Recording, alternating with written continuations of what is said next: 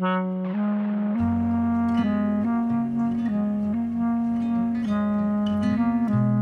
Cat woke up before the sun, the little bell above the pizza shop door still warm with yesterday's laughter. The shop was a patchwork of soft lights and steaming ovens, a round wooden counter scarred by years of flour, a window seat where Kitten liked to watch pigeons preen, and rows of jars, oregano, chili flakes, tiny glass bottles of oil Mama collected from the market. Mama moved like someone made of the gentle rhythm of dough. Knead, press, turn. Her paws were quick but careful, the way she folded love into each pizza crust. Kitten, no taller than a loaf of bread, tumbled in with a toy toolbox and a grin, insisting on helping spread sauce, though his tiny paws mostly left cute little fingerprints. Every morning, Mama hummed the same low tune, a song older than the shop itself, and every night she counted coins into a jar marked with a hand-drawn car and the words, "Kitten's Dream." Kitten's dream wasn't big. A bright red toy car with a squeaky horn and tiny headlights he could make vroom with his imagination. But to Mama, it felt enormous. A promise she wanted to keep because Kitten's eyes would shine when he held it. Because promises are the soft scaffolding of love. Their days were ordinary in the best way. Farmers with mud on their boots came for thick sausage pies. An old librarian always asked for extra basil and told stories about adventurous mice. The school teacher bought thin, crispy slices by the dozen to take home for her pupils. Mama greeted each customer by name and listened. About a kitten who'd learned to whistle. About the librarian who'd found a long-lost book in a rain barrel.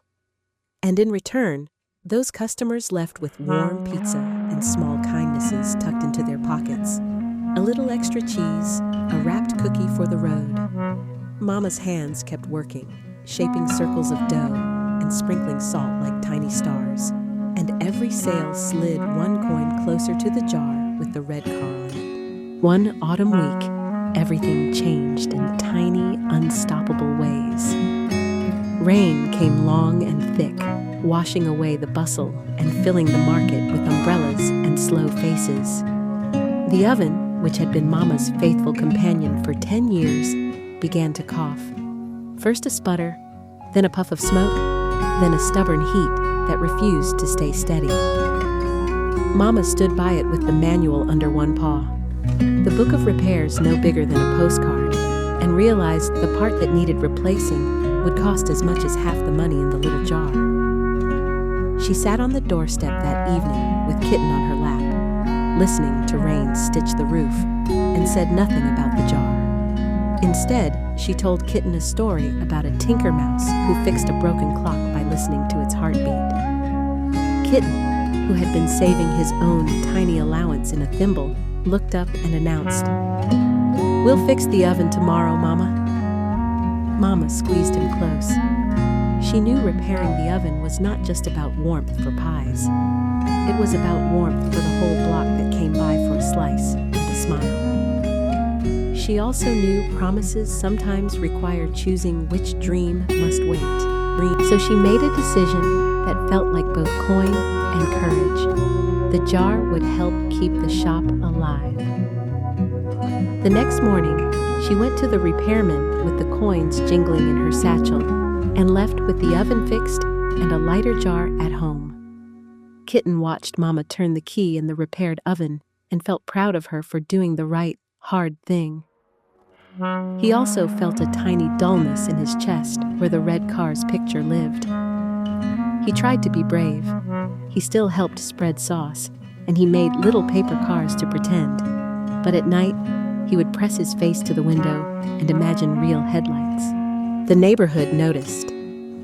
There's a thing that happens in small places when someone quietly gives up something important to them. Other people's hearts make room. The librarian left a paper note slipped under the door one morning. For Kitten, a little extra story today. The school teacher taught the children how to fold miniature paper cars, and seeing Kitten's face suggested they have a weekend fair to raise pennies for the toy. The farmer, who always bought the large sausage pie, promised to bring the whole stand and a cart of fresh vegetables, and asked only for Mama's special sweet basil bread in return. No one asked for much. They simply wanted to help the shop that had given them so much. Kitten, small and stubborn and sweet, decided he could help too.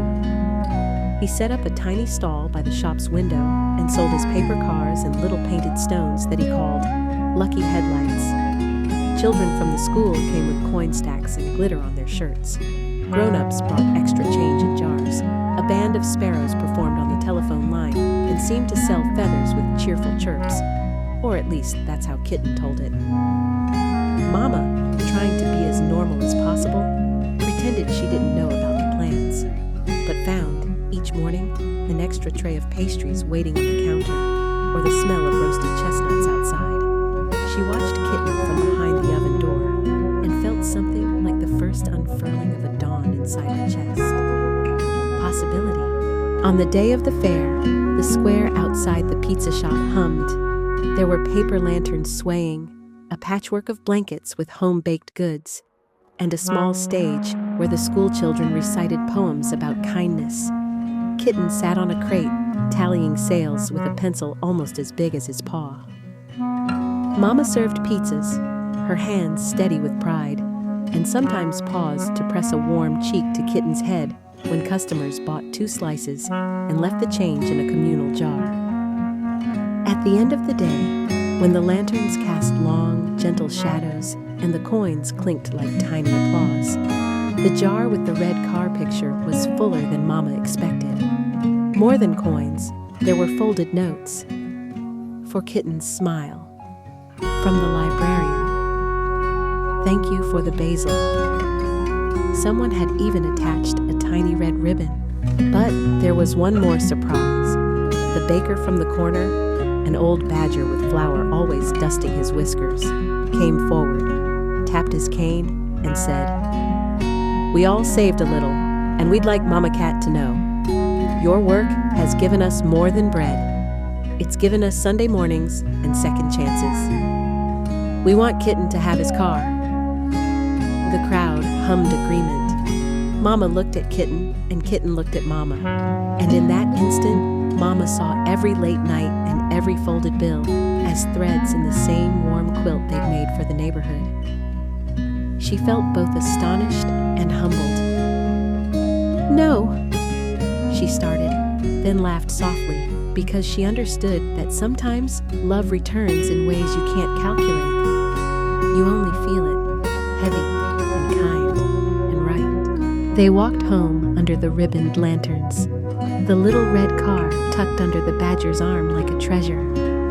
Kitten's paws danced.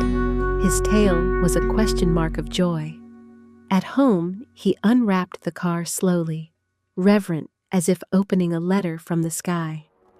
He polished it with the sleeve of his small shirt and set it on the windowsill where sunlight could practice shining on it. Then, because Kitten was all bright surprises, he did something Mama hadn't expected. He pushed the car across the kitchen table to Mama. "For you," he said simply, "because you gave up your jar so we could keep warm pies for everyone. You bought the oven repair with the jar, and you still gave. I want you to have the first ride." Mama's eyes filled like 2 soft moons. She took that tiny car between her paws, set it on the counter, and for a moment imagined them both in a certain kind of small freedom. The squeak of its horn, the click of its little wheels, the way Kitten's laugh sounded when he drove it around the bowls of basil. The next morning, the shop smelled like celebration. Garlic, warm bread, and something like triumph. Customers came not just to eat, but to be part of the story. A woman with a dent in her umbrella, a boy with a skinned knee, the librarian with a stack of books to share. Kitten stationed himself by the door and gave rides, tiny, make-believe tours across the tiles, to the children, who shrieked with delighted surprise as he narrated grand adventures through the city of condiment jars and toothpick forests. Mama moved behind the oven, hands busy, heart brimming. She didn't need to count the coins anymore to measure joy. She watched it in Kitten's cheeks, in the faces of the neighbors, in the way the sunlight seemed to have come to take a seat at their small table. That night, after closing, Mama found the little jar, now mostly empty, but trimmed with a new ribbon, and placed it beside the red car. Kitten curled up in her lap, the toy warm from his small hands. Mama stroked his fur and told him that the best thing about dreams is how they bring people together until the world seems like it could hold them. Kitten, who had learned 2 lessons in the space of a week, about sacrifice and about the generous gravity of a community, fell asleep with the toy car parked gently against his chest. The pizza shop went on being a small, steady light in the neighborhood. The oven hummed, the jars kept their colors, and customers kept coming for the way Mama listened, as much as for the way the cheese melted just so. Mama kept a smaller jar for future dreams, because promises, once kept, teach you to make more. But she also learned something larger, that giving away part of your dream had multiplied the love around her, and that sometimes the thing you think you're saving for the one you love becomes a bridge to a dozen more hearts. And whenever Kitten pushed his bright red car across the floor and made its little horn cry, Mama's laughter filled the shop, warm as an oven and twice as comforting. And the whole street felt for a little while each day like the safest place in the world.